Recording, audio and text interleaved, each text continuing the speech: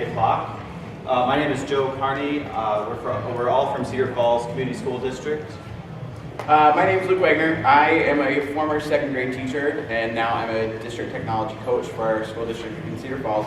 Joe's the same, so we split between 6 different buildings. I'm in 3 on one side, he's on 3 on the other side, so that's kind of how we divide up our time. And we are pre-K-6, so we kind of span the gamut of people that we're working with. Our other coaches that are here today, Ken Ingalls, Jennifer Paulson, and Hillary Eel, they're also going to be helping us out. What we're going to do, hopefully to make this painless, because I feel like I'm going to barf right now, this is my first conference, I'm freaking out. We're going to kind of talk to you about the technology that we do with pre-K through 2nd grade, and then we're going to give you a chance to explore. So you're going to get up and you're going to get to be able to try out Osmos and some of the other technologies that we do with the littles. So shouldn't be too much talking on my part, and then more exploring for you, okay? One of the things that people always kind of ask is, how did we fund this technology? Cedar Falls has kind of put a concerted effort into providing technology for our district. So this technology was all provided for in the district. In the presentation though, that you can link to in the SCED, there are links provided that show you can buy this technology at Target, or you can get it on Amazon, or you can get it at Walmart. And most of this technology is under $100. And so some of these things I had in my classroom before that I just purchased because I knew they were what was best for kids. So all of these things are things that you can easily put into your classroom that don't cost that much money. And one more thing too is, one of the things that we've done instead of buying kits for each building is we house them in our district office, and then we're able to share them out to whatever buildings need them. And so we don't have to have 100 Osmo sets, we can have 12 of them and we can share them out to buildings that need them at different times. All right, I know you're all tech people, but obviously one of the big things is, what kind of curricular standards does this meet? In pre-K, kindergarten through 2nd grade, there's tons of standards that just integrating technology uses. And so these really are the 21st century skills that are applied when using technology. But if you look at any of the writing standards in kindergarten through 2nd, you'll need to have a published piece using digital media. So something that we're going to show you today would be easy to incorporate into your room. All right, so the first thing that we have, how many of you are familiar with Breakout EDUs? Lots of you, so that's good. If you're not familiar with Breakout EDUs, what they are basically like an escape room that you can have in your classroom. And so there are, on the website, you can go to breakoutedu.com. You can go onto the site and they will list breakouts that you can put into your room that are early elementary, mid-elementary, upper elementary. I actually was hired as a game designer for them this fall, and so that's what I'm designing, is games for pre-K through 2. So there's a new letter sounds that's going on. There's life cycles, so there's lots of them that will be coming up a little bit later this fall that'll be published to the website. All of the breakouts tie in with math, can tie in with math, can tie in with social studies, can tie in with science. It's huge, huge, huge for problem solving. If you've done them before, you know that the problem solving that the kids have to do is really, really different than just what you have in normal, regular class setting. It's really making them think super critically. Ties in with those 4 C's. They have to be able to communicate, collaborate, really think critically, and have that creativity.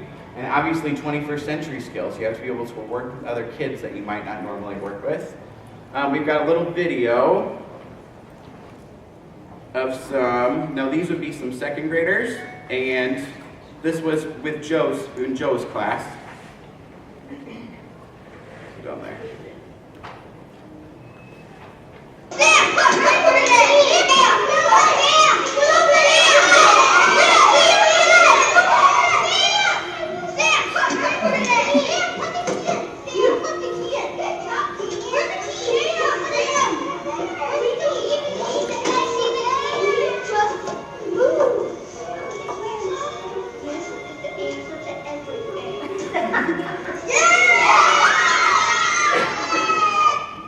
And so that was an example of 2nd grade. Last week I did a ton of breakouts with 1st graders, and if you thought 2nd graders were loud, 1st graders will blow your world when it comes to breakouts.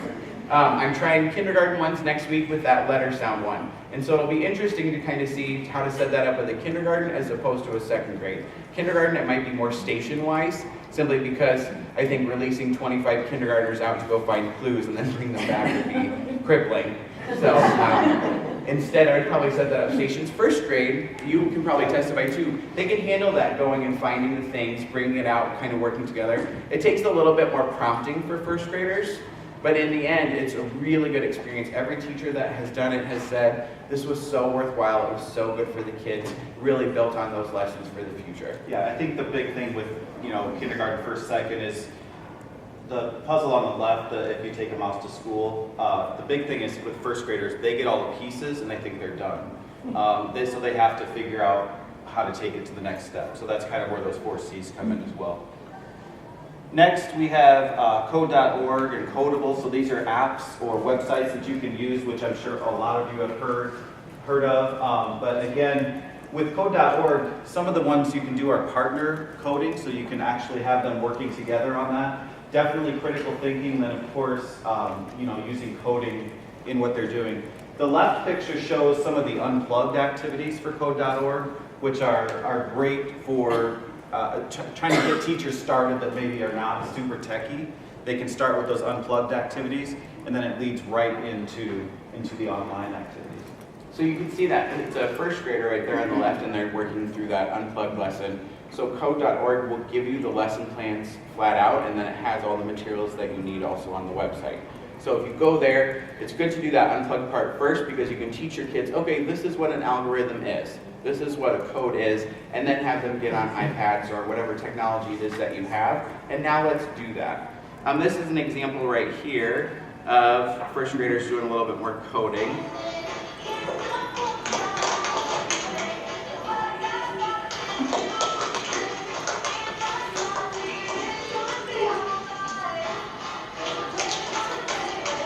So the skill they were working on was looping. So the teacher was doing that unplugged lesson that they incorporated. They did this kind of in their science block. They flip-flopped between coding and science, and that's how they made that kind of fit into their day. And what first grader wouldn't love to do that? All right.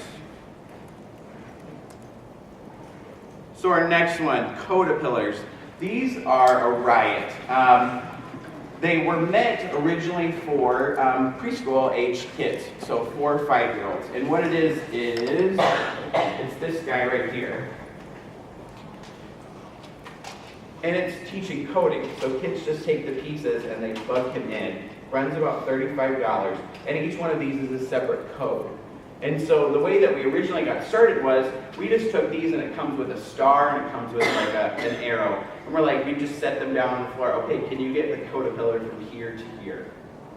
Okay, then we kind of advanced and we made just some really classy mats on butcher paper because that was what was available.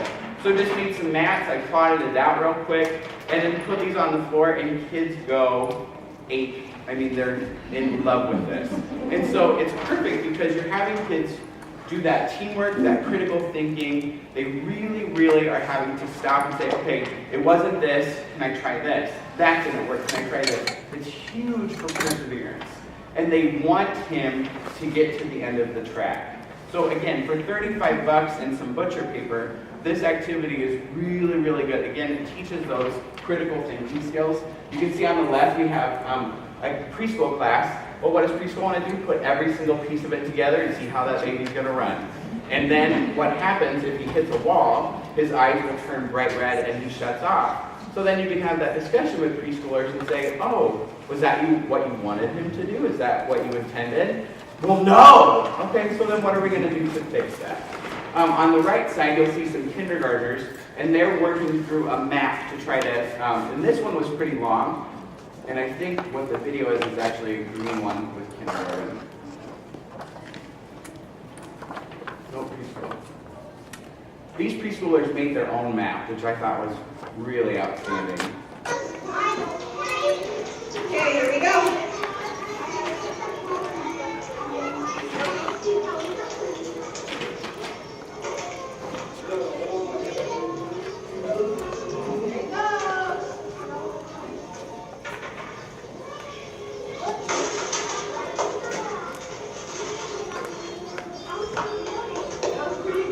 So if we want him to go again, what do you need to add?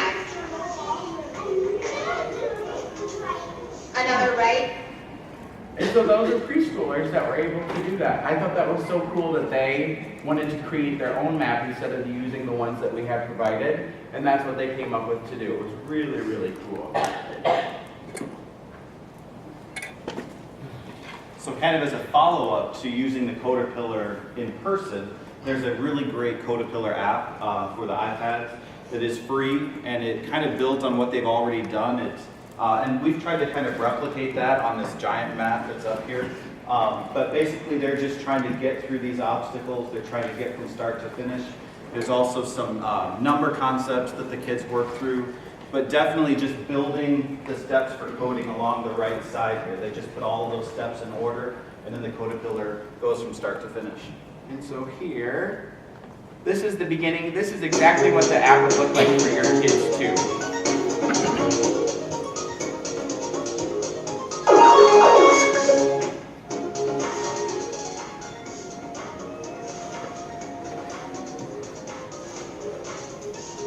I'm on an adventure. Choose a level. Level 1.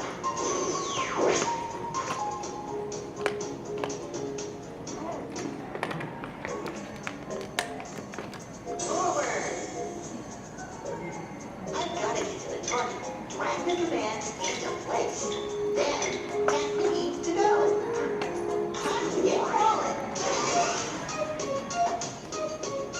Nicely done.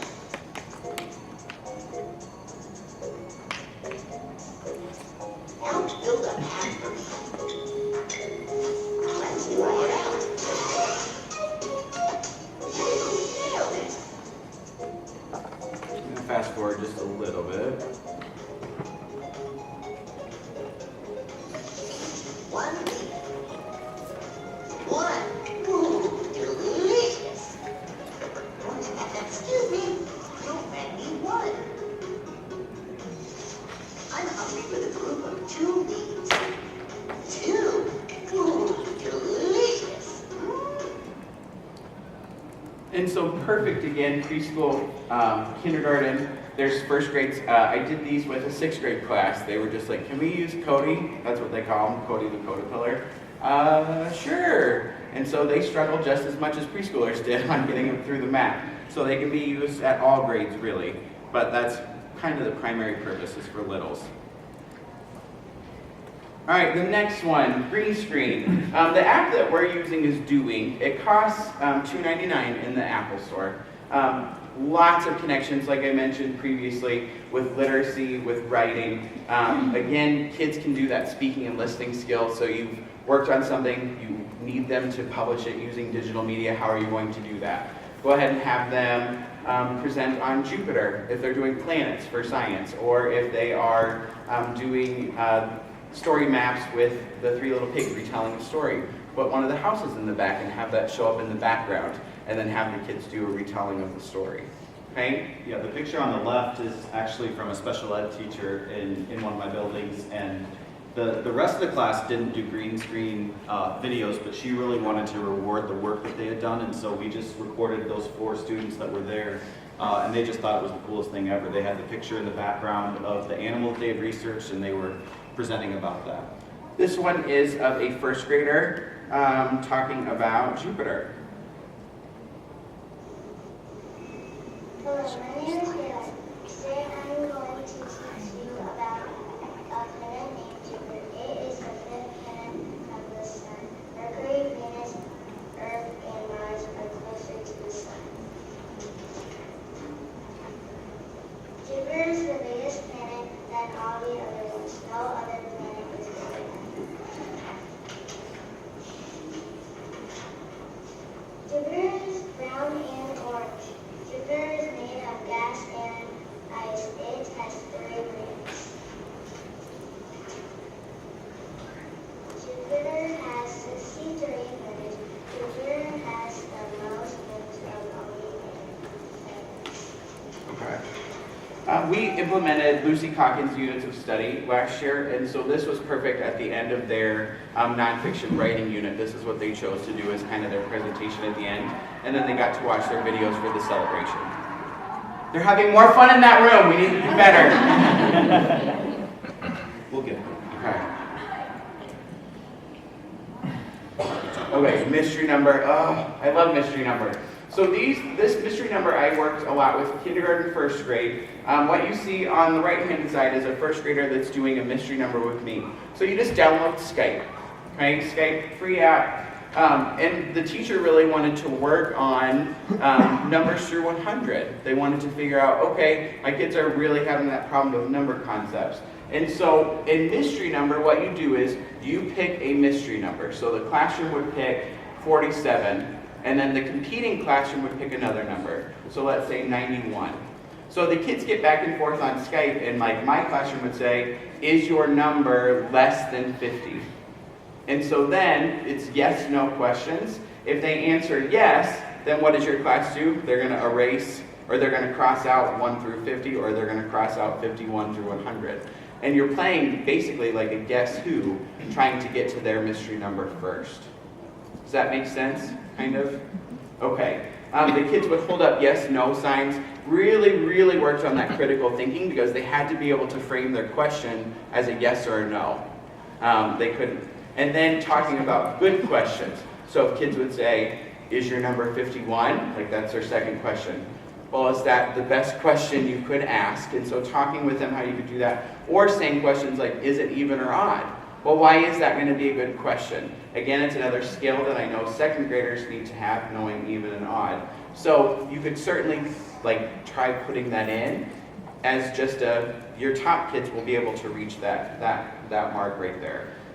Really fun. Kids were super excited. Doesn't take long at all. It can take up to 10 minutes. That's super fast, super easy. Could be put at the end of a math lesson. Okay? All right, next we have a few different sets of Osmos. And we do have Osmo kits that we share out with classrooms in our district. And so numbers is really very engaging for kids. They get to kind of work on composing and decomposing numbers in this game. But it's super engaging because they're trying to fill a fish tank and put fish in water when they do that. But they have to work together. We have 12 sets, I believe, and so most classes are 20 to 24, and so they have to pair up and work together on that. Counting, addition, subtraction, it gets harder as you go, and so as the kids keep going and are successful, it keeps getting more difficult for them. What's really cool about it is Osmo's pretty intuitive. It knows as the kids are progressing faster, it's saying, whoa, these kids are doing a really nice job. So it'll bump them up faster, whereas if kids are a little bit, it takes them a little bit more time. Osmo kind of knows that and says, all right, we're going to practice this level again. So it starts off with counting, and depending on how quickly kids are able to move through that, it'll move them right into the addition level or keep them moving on through counting. Osmo itself, if you just wanted to buy the base is $29-30, and then the numbers is another 30. If you want to buy like the whole kit of Osmo runs about $100. This right here will be a first grade playing Osmo.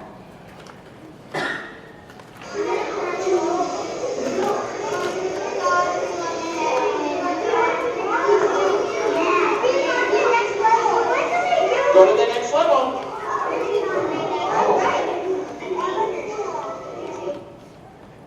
Super fun, super engaging. Kids love being able to take turns. What's really cool about Osmo is, so it has you start to build numbers. Let's say it's 11. The number tiles are only a 1, a 2, and a 5. So it really makes kids start to think about numbers in a different way also. So if the number is 7, or 8, they'd say, oh, it's a 5 and a 3. Well, there is no 3, so how are you going to build that then? Oh, 5, 2, 1. Or you could do 2, 2, 2, and 2. So, or if a kid really needs it, you could put all of the 1s out. So it really kind of differentiates that for kids.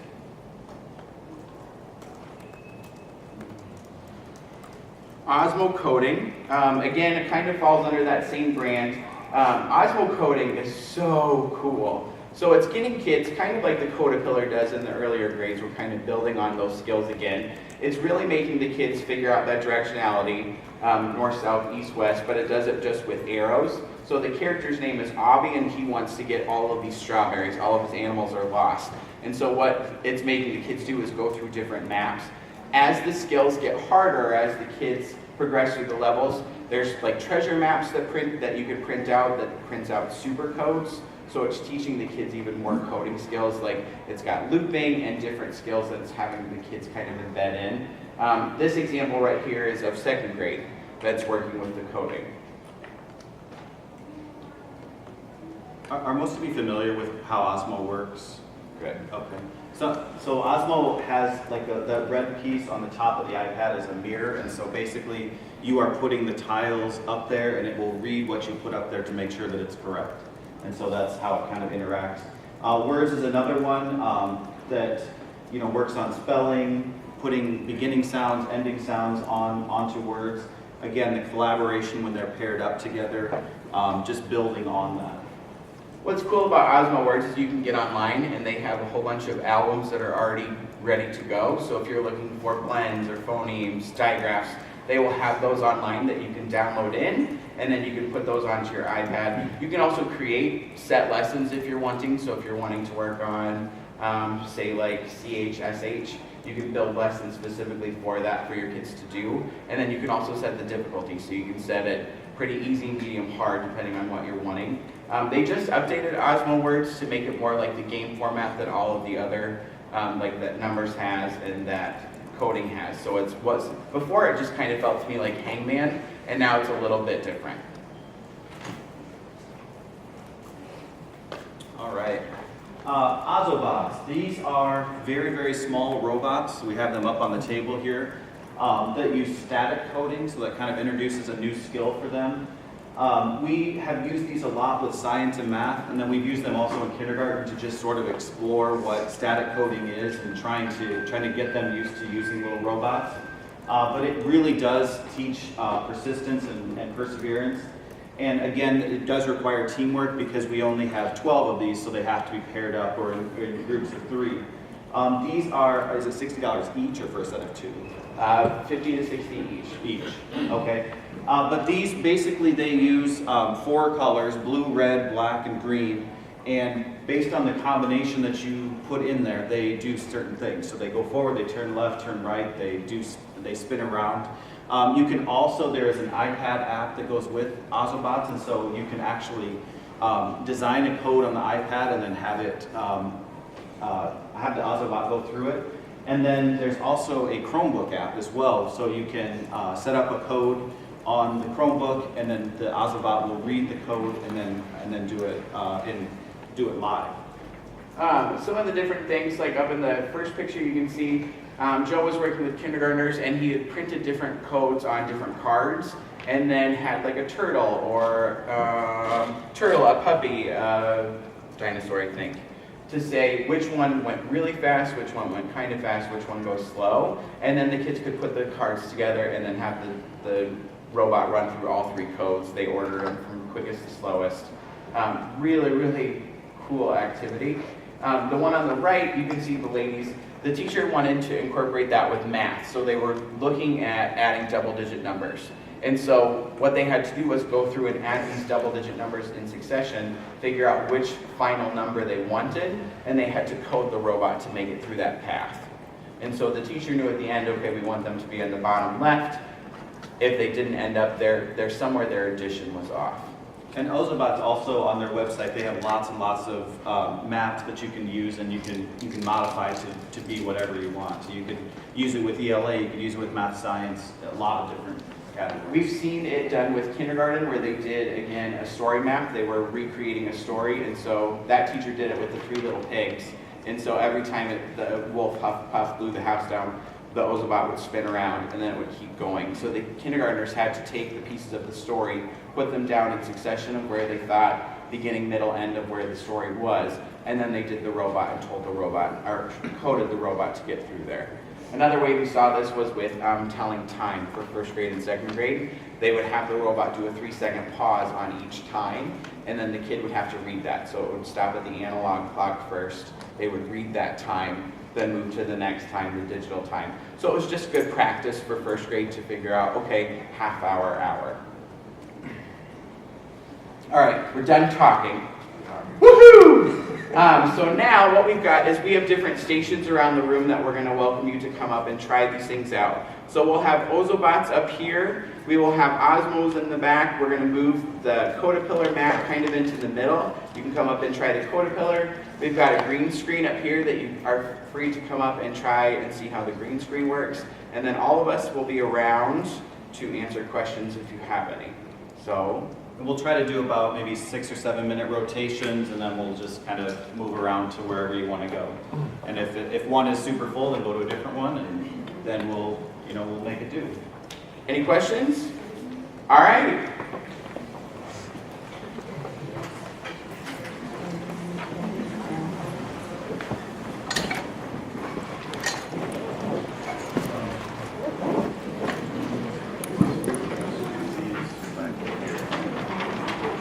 Hi there. How are you? Yeah. Well, not yet, but we'll move and get some better footage of the different groups. I think that'll be about it.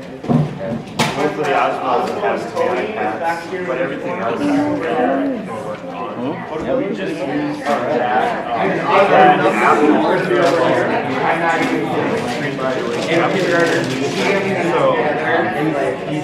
no, I just need anything more homework. Just like myself. Okay. I was going to show you guys how this